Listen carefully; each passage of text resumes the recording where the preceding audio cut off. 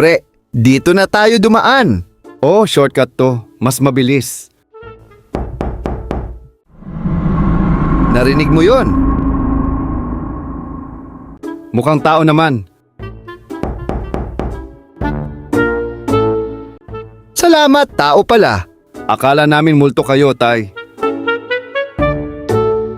Bakit gabi na? Nagtatrabaho pa kayo. Paano naman kasi?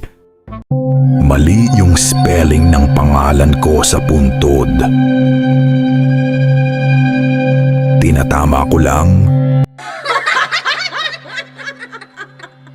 para hindi ako maligaw pag bumalik ako.